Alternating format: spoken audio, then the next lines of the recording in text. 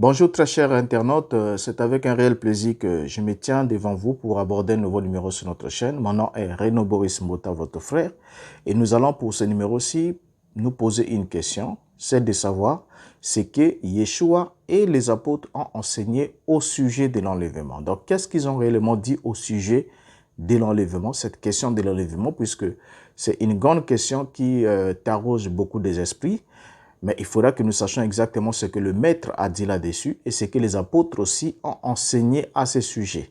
Et à partir de ce moment-là, nous allons alors nous rendre effectivement compte si ce que nous enseignons ou ce qui nous a été enseigné est en accord et en conformité avec la doctrine biblique enseignée par les Christ et les apôtres.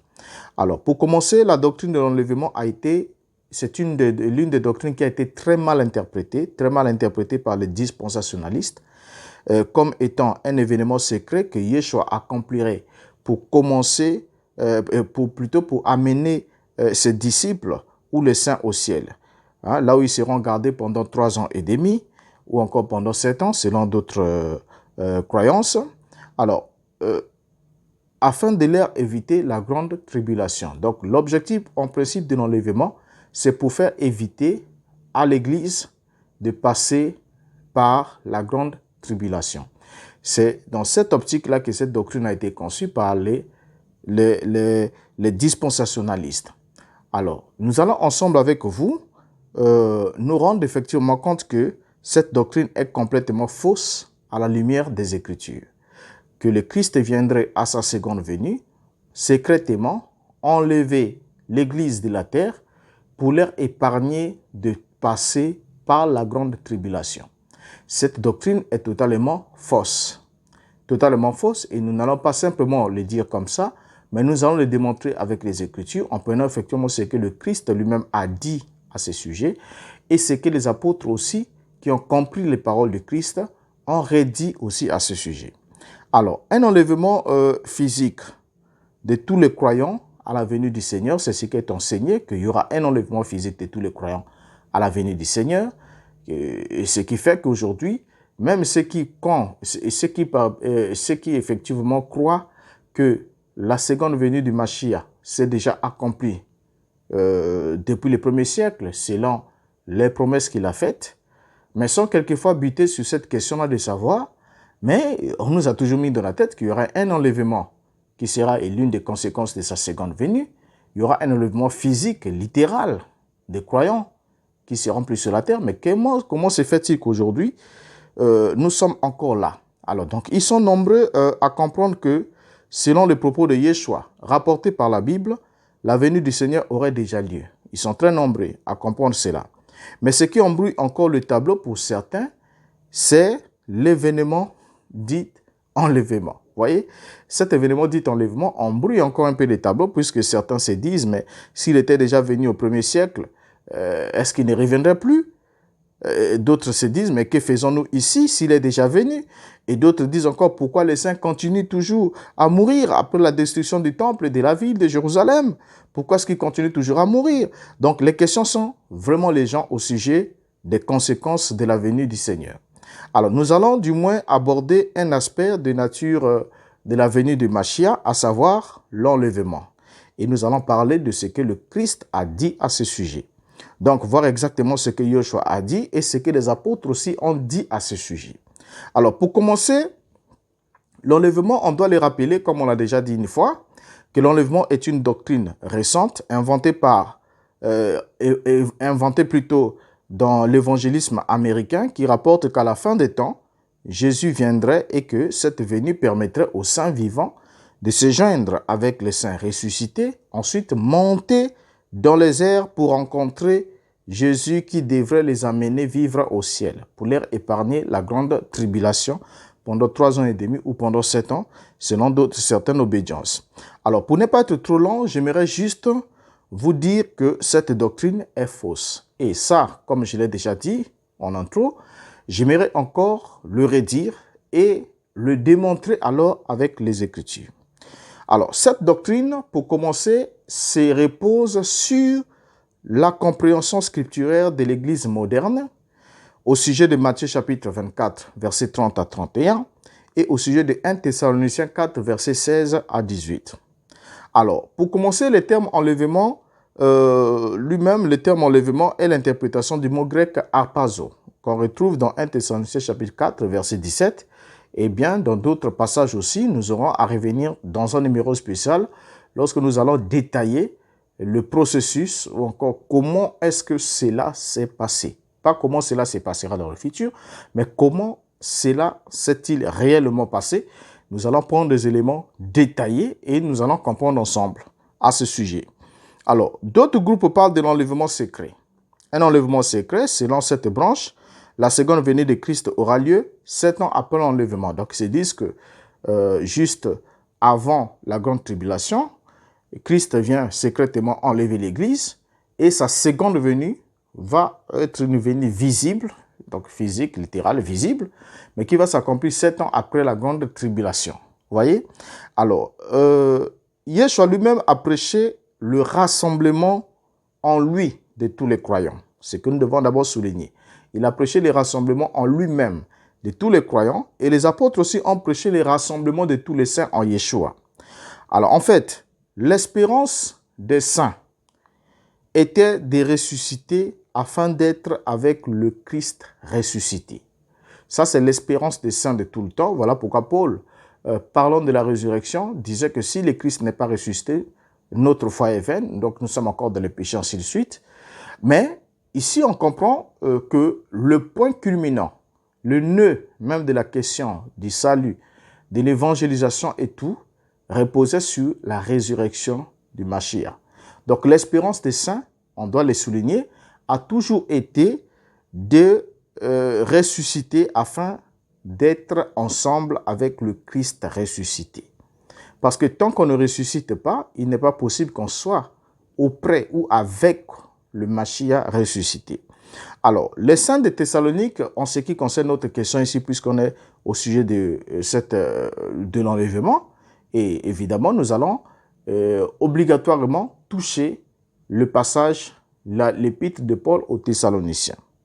Les saints de Thessalonique qui n'allaient pas tous connaître la mort devraient expérimenter l'enlèvement. C'est ce que nous soulignons et que nous allons lire ensemble avec vous pendant que nous évoluons. Alors, donc, le grand problème ici, c'est que les chrétiens aujourd'hui, lorsqu'ils lisent les Écritures, lorsqu'ils lisent les paroles de Yeshua, lorsqu'ils lisent les paroles des apôtres, ils ne prennent jamais soin de lire les Écritures dans leur contexte et d'apprécier selon l'auditoire initial et ensuite les circonstances, d'étudier les circonstances évoquées. Parce que lorsque Yeshua parle, quand Yeshua parle, les paroles de Yeshua, vous les lisez dans la Bible comme si ces paroles ont été dites hier, juste hier. Vous voyez, nous sommes au 21e siècle, Yeshua a visité la terre au 1er siècle, et lorsque nous lisons les textes, les paroles de Christ, les paroles des apôtres, la première erreur que nous commettons, généralement, c'est de lire comme si ces écrits ont été écrits hier, comme si nous sommes les récipiendaires directs, immédiats de ces écrits. Donc on ne prend pas le temps de savoir, de circoncire le problème, de chercher à comprendre qu'est-ce qui s'est passé réellement et dans quel contexte est-ce qu'il a dit ceci. Pourquoi est-ce qu'il a dit? Est-ce que c'était pour régler un problème, pour répondre à une question, pour donner une instruction? On ne prend pas cette peine-là. Et du coup, on s'accroche à un verset qu'on comprend très mal et on élabore une doctrine là-dessus et hop, on est parti, on dit voilà, la Bible nous a dit. La Bible s'adresse à nous, alors qu'il y a des passages qui sont des instructions d'ordre général dans la Bible, mais il y a aussi des passages qui ne sont pas des instructions d'ordre général. Donc, qui sont juste des instructions adressées directement à une communauté, directement à une assemblée par rapport à ce qu'ils étaient en train de traverser à cette époque, qui peut bien sûr nous servir d'exemple lorsque nous nous retrouvons dans des cas similaires, mais nous ne sommes pas les premiers récipiendaires. C'est-à-dire qu'une promesse qui a été faite directement devant s'accomplir auprès de ces gens-là, qui recevaient ces lettres-là, ne pouvaient pas les traverser pour venir vers nous qui sommes au 21e siècle. Et ça, nous allons le démontrer ensemble avec vous. Alors, Yeshua a parlé de son avènement dans Matthieu chapitre 24. Et Paul aussi a écrit au sujet de l'avènement de Yeshua dans beaucoup d'autres passages, mais notamment sur cette question de l'enlèvement, nous allons prendre 1 Thessaloniciens chapitre 4. les paroles de Yeshua ne sont pas les paroles qu'il a écrites, c'est la parole parlée. Les évangélistes ont rapporté ce qu'il a dit, mais Paul, lui, il a écrit. Alors, comme vous le savez ensemble avec moi, que pour comprendre l'écriture, il faut qu'il y ait quelqu'un qui explique, qui guide. Comme disait l'eunuque éthiopien à Philippe, comment pourrais-je les comprendre si personne ne me guide? Et voilà pourquoi nous avons besoin de la guidance du Saint-Esprit au travers du vase, au travers du serviteur, pour pouvoir être éclairé sur cette question. Alors, en lisant notre texte ici de la Bible, nous pensons que ce que nous lisons dans la Bible est écrit, au fait, est écrit à ceux qui vivaient, au fait, est adressé directement à nous qui sommes au XXIe siècle. Alors, rappelons que les Écritures bibliques étaient d'abord destinées en premier lieu aux gens qui vivaient dans le temps des rédacteurs. Ça, c'est quelque chose que nous devons souligner. Les Écritures, les écrits bibliques ont été adressés en premier lieu aux gens qui vivaient au temps des rédacteurs. Donc, les écrivains écrivaient d'abord pour leurs contemporains. Surtout les épîtres sont adressés lorsqu'il est dit épître de Paul aux Thessaloniciens. Thessalonique est une ville qui existait, qui avait une communauté de saints là-bas et une communauté de croyants. Et du coup, lorsque Paul s'adresse, il s'adresse à eux en fonction de ce qu'ils l'ont posé comme problème. En fonction de leur marche, il leur donne des instructions. Et vous allez voir que les instructions données à Thessalonique ne sont pas les mêmes qui sont données à Corinthe, ne sont pas les mêmes qui sont données à Éphèse, ainsi de suite, ni à Galate. Donc, parce que chacune de ces communautés avait un problème spécifique. Alors, Yeshua, quand il était sur la terre, on doit le souligner, il parlait au peuple d'Israël. Nous devons d'abord tenir compte de cette question qui est aussi importante. Nous devons tenir compte du fait que la première audience était les enfants d'Israël et ensuite demeurer dans le premier contexte des paroles de Yeshua. Et du coup, ça nous permettra d'avancer sans nous laisser perturber ou être embrouillé d'une manière quelconque. Alors, Paul ne dit pas, lorsqu'il arrive, il ne dit pas qu'il avait apporté un nouveau enseignement ou bien il avait reçu une nouvelle révélation au sujet de l'enlèvement, mais il dit que ce que je vous dis est ce que le Seigneur vous a déjà dit. Et nous pouvons lire Paul qui va nous introduire ici dans 1 Thessaloniciens 4, verset 15. Il dit, « Voici en effet ce que nous vous déclarons, d'après la parole du Seigneur. » Nous soulignons, d'après la parole du Seigneur, nous les vivants, restés pour l'avènement du Seigneur, nous ne dévancerons pas ceux qui sont morts. Ça, c'est l'apôtre Paul.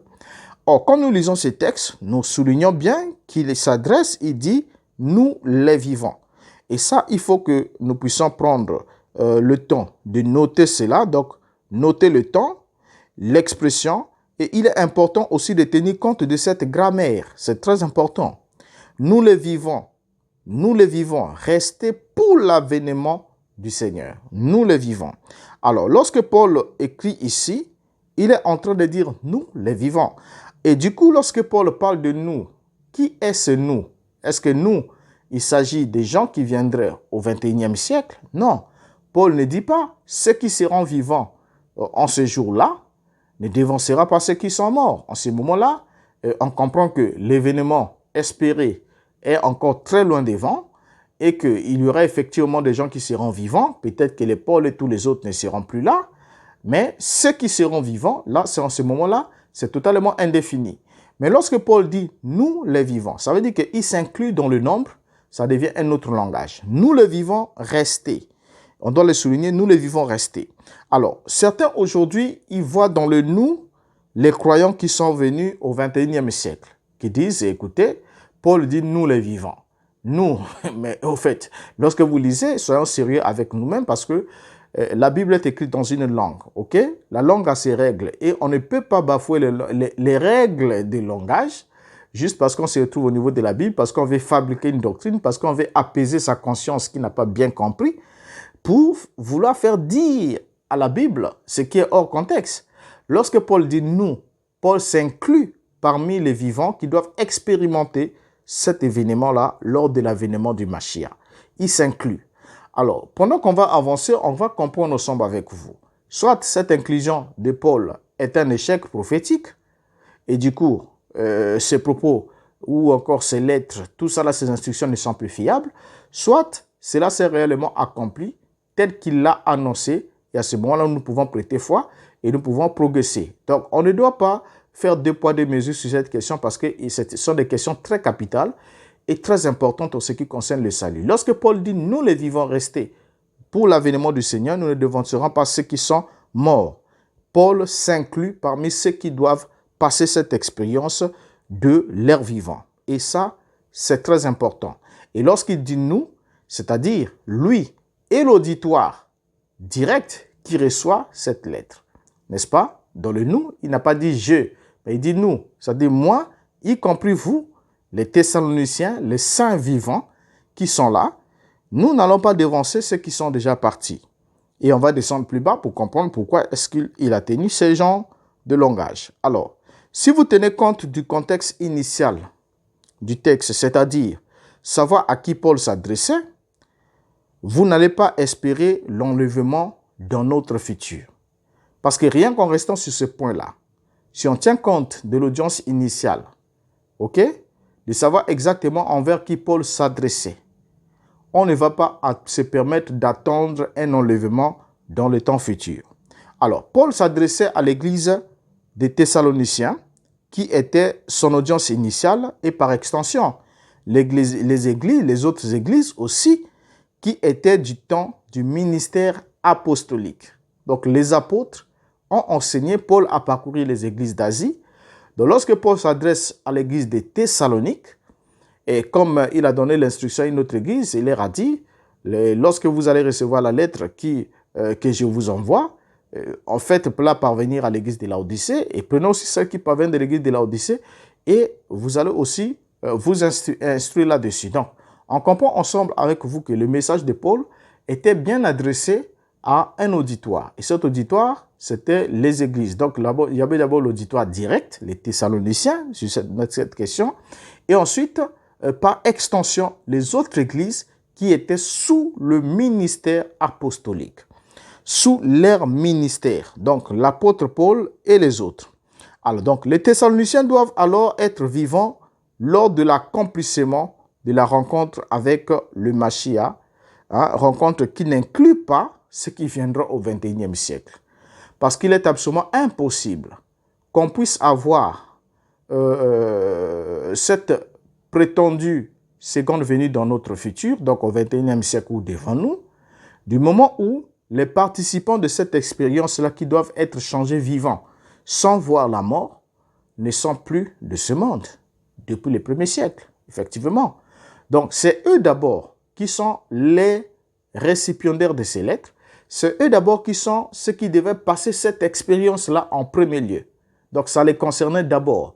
Maintenant, si nous n'avons pas compris ce qui s'est passé, alors nous avons un véritable souci. Voilà pourquoi j'aimerais qu'ensemble avec vous, on prenne tout le temps que cela nous faudra pour étudier ces choses qui sont très, très capitales. Alors, on doit saisir que les croyants, les saints vivants à Thessalonique, pendant que Paul écrivait, ne doivent pas tous décéder. Il doit y avoir un reste, et ces restes vivants de ces saints thessaloniciens doivent expérimenter l'événement appelé l'enlèvement. Donc Paul aurait pu dire ceux qui seront vivants lors de la venue du Seigneur. Il ne l'a pas dit, mais il dit nous, c'est-à-dire lui et ceux qui seront en vie parmi l'auditoire direct qui reçoit ces lettres.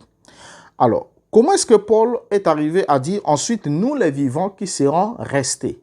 Et je crois que cette tournure-là est importante à être observée. Pourquoi est-ce qu'on parle, au lieu de dire nous les vivants, et ensuite il continue, mais nous les vivants qui seront restés? Ok? Alors lorsqu'on parle du reste, on doit comprendre que les vivants qui seront restés sont sous-entend qu'ils seront les rescapés d'un massacre, les rescapés d'une tribulation, les rescapés d'une tuerie en masse, les rescapés d'un massacre. Sinon, ce terme n'aurait pas sa place dans ce verset.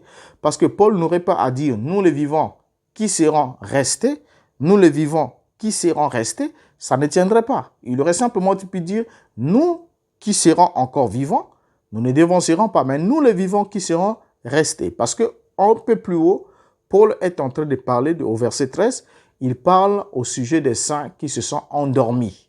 Vous voyez, qui se sont endormis. Et comment est-ce qu'ils se sont endormis? Est-ce qu'il s'agissait de tous ceux qui se sont endormis d'une mort naturelle? Non, mais parce que l'Église traversait la persécution, c'est que nous allons comprendre ensemble avec vous pendant qu'on avance. Alors, avant de partir, Yeshua avait bien averti ses disciples avec des mots précis en ce qui concerne leur sort.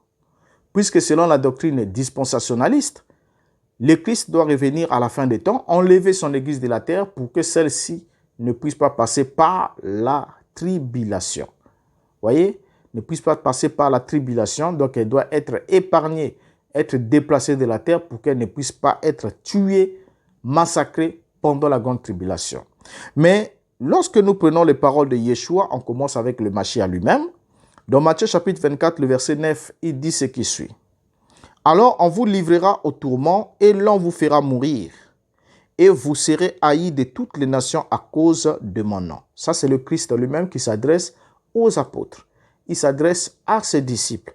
Il leur dit directement, alors on vous livrera au tourment et l'on vous fera mourir. Vous serez haïs de toutes les nations à cause de mon nom.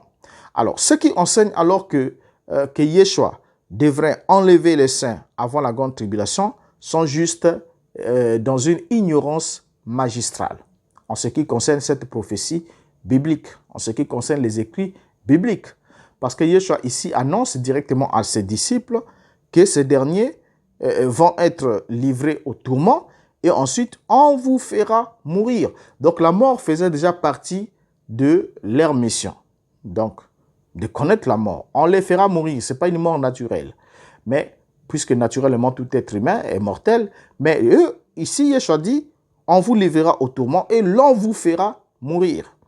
Alors, Yeshua s'adresse ici aux disciples. Et quand il s'adresse à eux, il leur dit qu'ils devraient subir la mort, c'est-à-dire qu'ils devraient être tués.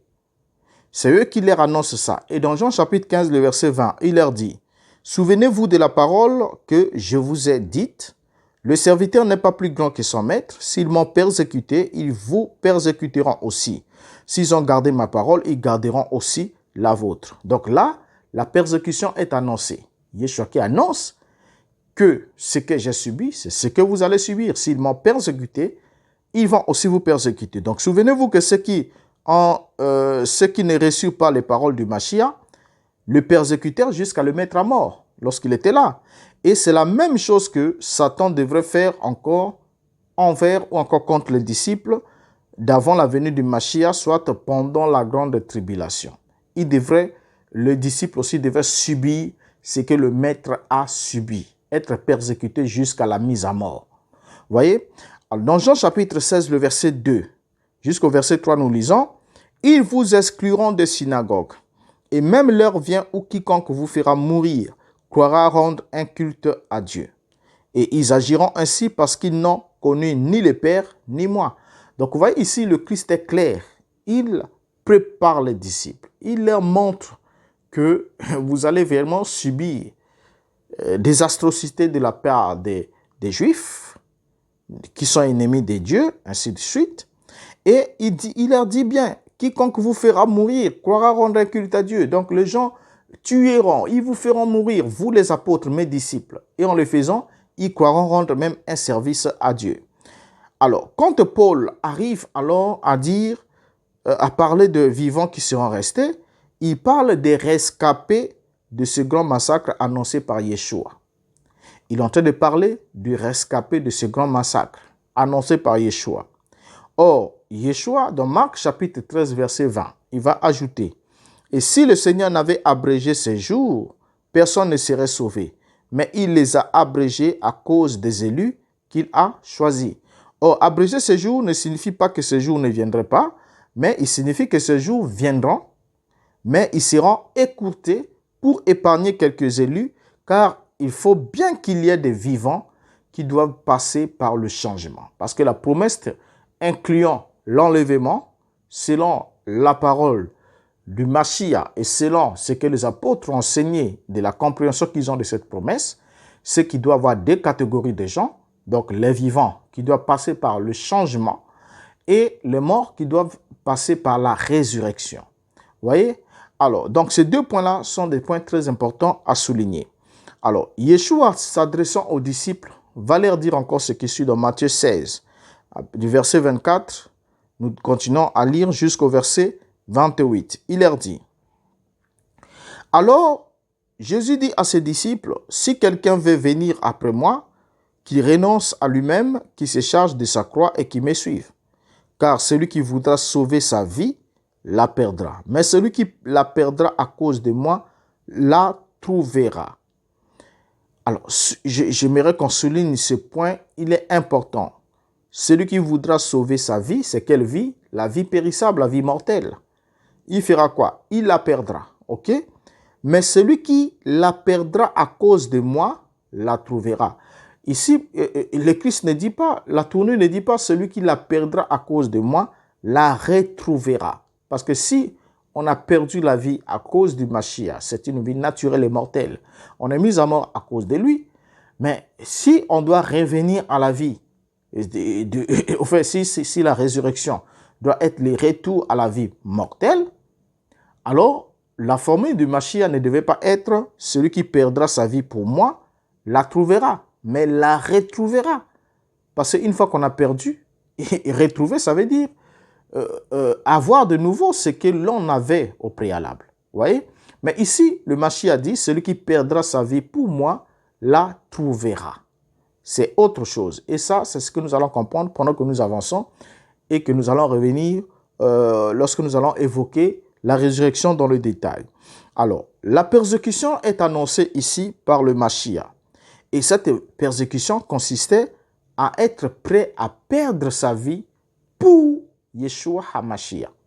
Donc, on était déjà prêts. Ils étaient déjà prêts pour cela. Au verset 26, il leur dit, Matthieu 16, verset 26, « Et que servirait-il à un homme de gagner tout le monde s'il perdrait son âme? Ou que donnerait un homme en échange de son âme ?» Verset 27, « Car le Fils de l'homme doit venir dans la gloire de son Père avec ses anges, et alors il rendra à chacun selon ses œuvres. » Verset 28, « Je vous le dis en vérité, quelques-uns de ceux qui sont ici ne mourront point, qui n'aient vu le Fils de l'homme venir dans son règne. » Bien, le contexte est là.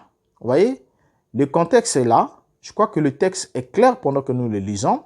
Christ s'adresse aux disciples et il leur dit, quelques-uns d'entre vous vont perdre la vie, mais d'autres, non.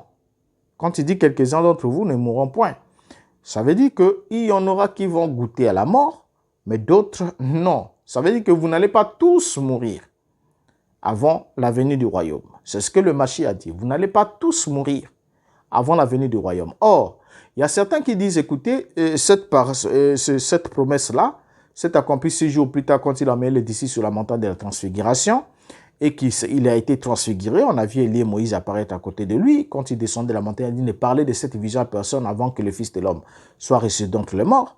Mais ça n'a aucun rapport. Ça n'a aucun rapport pour deux faits. Le premier fait, c'est d'abord lequel? Ici, le Fils de l'homme parle de son retour, donc de voir la venue dans son règne. Donc, voir le Fils de l'homme venir dans son règne. Et ça, on doit le souligner. Venir dans son règne. Or, sur la montagne de la transfiguration, le Fils de l'homme n'est pas venu dans son règne. Et pour parler de la venue dans son règne, il faut d'abord qu'il y ait un départ. Vous voyez, il y a un départ parce qu'il était là. Et ce n'était pas qu'ils verront le Fils de l'homme entrer dans son règne, mais venir dans son règne. Or, pour qu'il vienne, il faut d'abord qu'il y ait un départ. Ça, c'est le premier point. Ensuite, il leur dit, quelques-uns d'entre vous ne mourront point. Il aurait pu dire, vous tous qui êtes là, vous n'allez pas mourir. Parce que dans les 6 jours avant la montagne de la transfiguration, aucun des disciples, aucun des locuteurs directs de Mashiach n'avait goûté à la mort. Personne parmi eux n'est mort. Vous voyez, le fait que personne parmi eux n'a goûté à la mort, cela montre que le passage ne concernait pas ce qui s'est passé le 6e jour, qui n'était qu'une vision, qui n'était pas la venue du Fils de l'homme dans son royaume. La venue du Fils de l'homme dans son règne. Alors, donc, le contexte est clair que quelques-uns vont perdre la vie en le suivant, mais d'autres non. Alors, il introduit alors sa venue en annonçant que quelques-uns d'entre ceux qui étaient là n'allaient pas mourir avant de voir la venue du Fils de l'homme. Ce passage est très éloquent. Il parle en soi et il contient toute la force, la dynamique même de son message. Vous voyez? Alors, donc, lorsqu'il leur dit « quelques-uns d'entre vous ne mourront point », le Machia est précis et c'est même la même chose que Paul va reprendre. Lorsque Paul prend dans 1 Thessaloniciens chapitre 4, le verset 15, il leur dit « Voici en effet ce que nous vous déclarons. D'après la parole du Seigneur, nous les vivants restés pour l'avènement du Seigneur.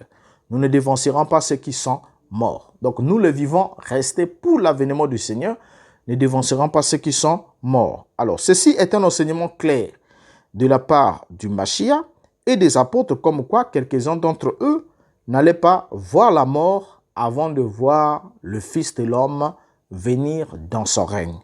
C'était très clair.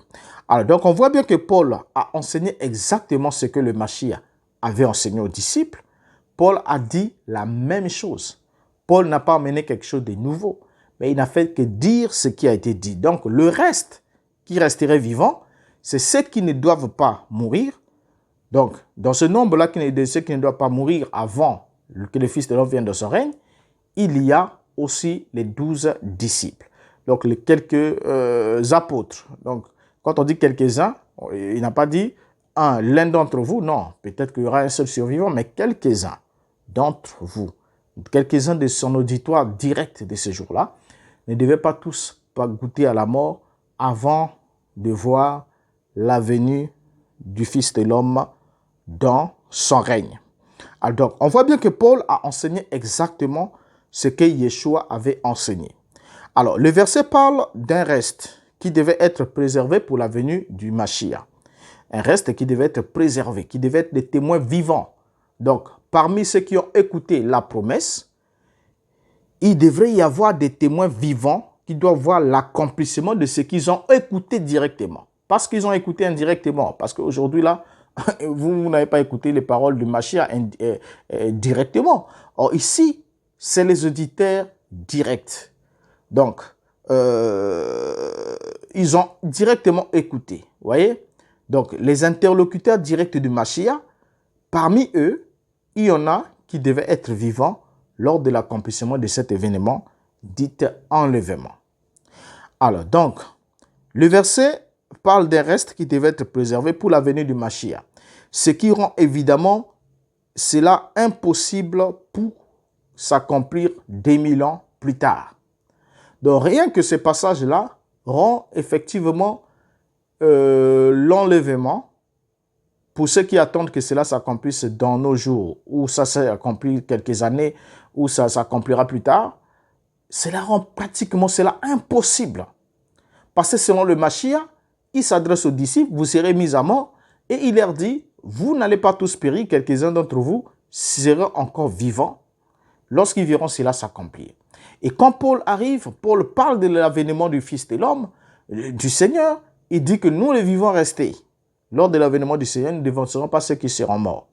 Donc, les auditoires, l'auditoire direct de Paul, l'auditeur direct du Machia, il doit y avoir des survivants de ces deux auditoires pendant l'accomplissement de cette promesse. Sinon, la Bible, au fait, devient tout sauf un livre qui contient des prophéties fiables. En ce moment-là, on ne sait pas qu'est-ce que vous prêchez. Voyez? Alors, du coup, Paul et Yeshua ont situé les timings de cette venue dans le temps de la vie de ceux à qui les lettres étaient adressées. C'est clair. Les paroles de Yeshua et les paroles de Paul ont situé cet événement appelé enlèvement devant s'accomplir, comme devant s'accomplir dans le temps de la vie des récipiendaires directs des lettres de Paul qui étaient à Thessalonique et des paroles du Machia, notamment les apôtres. Alors, on a déjà des témoignages, c'est très important. Alors, Paul, lui, quand il s'adresse aux Thessaloniciens, il va ensuite avant qu'on arrive au chapitre 4, il faut qu'on comprenne d'abord, puisqu'il parle des saints qui sont restés, parce qu'il y en a qui disent, écoutez, les Thessaloniciens n'étaient pas en train de subir la persécution. Ben, du coup, au fait, être disciple du Mashiach au premier siècle signifiait être prêt à prendre sa croix, à s'en charger et à le suivre. Or, la croix, c'est pour que vous puissiez subir les supplices du jugement, le supplice de la part des hommes, être mis à mort. Le Christ n'a pas pris la croix pour aller danser à la fête, mais il a pris la croix quand il a porté la fin du parcours de la croix, c'était de perdre sa vie, donner sa vie pour le salut. Vous voyez? Et c'est la même chose que devaient faire les disciples, les apôtres. Ils devaient chacun se charger de sa croix et les suivre. Donc, ils les suivaient avec la croix, sachant qu'à la fin du parcours, il est évident, je perdrai ma vie. Donc, moins sont ceux qui ont connu la mort naturelle, mais plus grand est le nombre de ceux qui ont été exécutés à cause de leur foi dans le Mashiach. Et il leur a annoncé cela. Voilà pourquoi il devait y avoir un petit reste qui doit être vivant lors de l'accomplissement. Et ce petit reste n'a rien à voir avec ceux qui sont venus 21 siècles plus tard, mais ça a tout à voir avec l'auditoire direct de cette époque-là. Alors, maintenant ici, le contexte de cette lettre de Paul aux Thessaloniciens était la persécution. Le contexte était celui-là. Il y avait la persécution et cette persécution a entraîné certains à la mort et du coup, les apôtres commençaient, les Thessaloniciens commençaient à se poser la question, mais il fallait qu'on soit tous vivants pour l'avènement du Fils de l'homme, mais ceux qui sont morts avant que lui ne revienne, donc ils sont perdus parce qu'ils ne vont pas le voir rentrer dans son règne, parce qu'ils avaient une compréhension comme quoi, quand le Mashiach viendra, dès qu'il va revenir, c'est littéralement qu'il sera là, et puis voilà, il prend le pouvoir et tout, il commence à régner sur Israël naturel qui est là, et ensuite il établit des gens sur les villes et tout, mais ils se sont dit, mais tiens, mais il viendra, mais ceux qui sont déjà morts, donc ils sont morts pour rien, ils sont partis parce qu'ils n'auront plus le privilège d'être avec nous.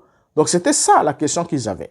Alors Paul va d'abord nous montrer que il a écrit cette lettre de Thessaloniciens dans le contexte de la persécution. 1 Thessaloniciens chapitre 2, le verset 14. Paul s'adresse aux Thessaloniciens en disant, « Car vous, frères, vous êtes devenus les imitateurs des églises de Dieu qui sont en Jésus-Christ dans la Judée, parce que vous aussi, vous avez souffert de la part de vos propres compatriotes des mêmes mots qu'elles ont souffert de la part des Juifs. » Alors, dans le verset 15 jusqu'au verset 16, il dit, « Ce sont ces Juifs qui ont fait mourir le Seigneur Jésus et les prophètes, qui nous ont persécutés, qui ne plaisent point à Dieu et qui sont ennemis de tous les hommes. » Verset 16. « Nous empêchons de parler aux païens pour qu'ils soient sauvés, en sorte qu'ils ne cessent de mettre le comble à leurs péchés. Mais la colère a fini par les atteindre. » Alors, 1 Thessaloniciens chapitre 3, le verset 3. « Afin que personne ne fût ébranlé au milieu des tribulations présentes. » Voilà, au milieu des tribulations présentes, car vous savez vous-même que nous sommes destinés à cela. Donc, ça c'est Paul. Vous voyez, il est précis, il dit, afin que personne ne fût ébranlé au milieu des tribulations présentes. Donc, l'église de Thessalonique, comme partout ailleurs, était en train de passer par la grande tribulation. Et là, nous sommes dans les années de la rédaction ici, la tribulation présente. Paul parle des tribulations présentes. Pas les tribulations futures, mais les tribulations présentes. Car vous savez vous-même que nous sommes destinés à cela. Donc, les apôtres étaient destinés à cela. Alors, lorsque aujourd'hui, quelqu'un s'aventure à vous dire, écoutez, vous devez être enlevé pour ne pas passer par la tribulation, il est juste en train de vous dire que vous ne faites pas partie de l'église de Mashiach. Et d'abord, ici, ceux qui subissaient ici, c'est des gens qui étaient destinés à cela. Donc, Paul leur dit que c'était notre destinée à nous de passer par les tribulations. Et ces tribulations-là devront permettre à certains d'être mis à mort à cause de leur foi et à d'autres de rester vivants pour vivre l'expérience de l'enlèvement. Alors, au verset 7, 1 Thessaloniciens chapitre 3, le verset 7 il dit, « En conséquence, frères, au milieu de toutes nos calamités et de nos tribulations, nous avons été consolés à votre sujet à cause de votre foi. Donc ici, Paul écrit aux Thessaloniciens qui traversaient la tribulation pour leur foi. C'est clair. Et dans 1 Thessaloniciens chapitre 5, le verset 23, donc là nous traversons le chapitre 4, il leur dit que le Dieu de paix vous sanctifie lui-même tout entier et que tout votre être, esprit, l'esprit, l'âme et le corps soient conservés irrépréhensibles lors de l'avènement de notre Seigneur Yeshua HaMashiach. Alors, Paul parle ici à ceux qui doivent être préservés. Vous voyez? Préservés en vie pour l'avènement du Seigneur. Il s'agit de ceux qui doivent goûter, de ceux qui ne doivent pas goûter à la mort avant l'enlèvement. C'était l'auditoire direct de Paul. Alors, on peut bien voir que Paul ne parlait pas d'un événement qui allait arriver des 1000 ans plus tard, mais il parlait d'un événement qui devait s'accomplir au temps de la vie des apôtres. Et là, c'est clair. Alors, nous devons alors aujourd'hui identifier, chaque fois que nous lisons la parole, identifier l'audience de l'écrivain et les contextes du message donné. Alors, donc, il est clair que cette promesse de l'enlèvement devrait s'accomplir dans le temps de l'Église des Corinthe et des Thessaloniciens et en bref, dans le temps du ministère des apôtres. Voyez? Alors, quand aujourd'hui, le prédicateur s'amuse à vouloir prendre ces propos sans les étudier dans leur contexte et à étaler cela devant les gens pour dire aujourd'hui, il y a un enlèvement dans le futur, préparez-vous, sinon vous allez manquer l'enlèvement pour aller vivre au ciel et tout, avec tout ce qu'ils ont à déformer, même les concepteurs de cette doctrine, au fait, n'ont pas mis certains ingrédients qu'ils sont en train d'ajouter aujourd'hui. Alors, vous comprenez ensemble avec moi qu'ils sont juste en porte-à-faux vis-à-vis des paroles du Mashiach et des paroles de l'apôtre. Alors, nous reviendrons avec un numéro, le numéro qui suivra, puisque là, nous venons de voir ce que Yeshua et les apôtres ont dit au sujet de l'enlèvement. Et nous avons pris notamment le Mashiach et nous avons pris la lettre de Paul aux Thessaloniciens et nous avons compris ensemble que Paul n'a en fait qu'enseigné aux Thessaloniciens ce que le Seigneur lui-même avait enseigné. Il dit selon la parole du Seigneur. Donc, c'est cette parole-là que le Seigneur avait adressée à ses disciples concernant les persécutions et tout ce qu'il devait y avoir à subir. Et en leur soulignant que quelques-uns d'entre eux, ceux qui sont ici, ne mourront point. Et c'est la même chose que Paul a aussi enseigné de l'autre côté. Alors, si aujourd'hui, l'enlèvement est un événement qui fait encore partie du futur de notre temps, au XXIe siècle, cela sous-entend que le rédacteur mathéen qui a rapporté les paroles du Mashiach a menti, ou encore le Christ. Je n'aimerais pas dire qu'il a menti. C'est vous qui voulez le faire dire ainsi. Ou encore l'apôtre Paul aussi s'est trompé et il a menti. Voyez? Alors donc du coup, vous vous retrouvez partout, sauf dans ce que vous prétendez confesser, soutenir ou croire. Alors comprenons ensemble avec vous par ce numéro que Yeshua ni Paul n'ont enseigné un enlèvement avant la tribulation et Yeshua ni Paul n'ont enseigné un enlèvement devant s'accomplir 21 siècles plus tard, mais ils ont enseigné à propos du rassemblement de tous les saints avec Yeshua qui devait s'accomplir à son avènement et cet avènement devait trouver les interlocuteurs, quelques interlocuteurs directs de cette promesse dite par Yeshua vivant et quelques interlocuteurs directs, les récipiendaires de la lettre de Paul aux Éphésiens, certains doivent être vivants. Alors, je vous prends congé pour ce numéro. Je crois que vous allez mettre un commentaire, vous allez faire des suggestions, vous allez aussi donner votre contre-avis si vous en avez un. Et cela nous fera toujours plaisir de vous lire pour pouvoir rebondir ensuite et puis étudier encore en profondeur.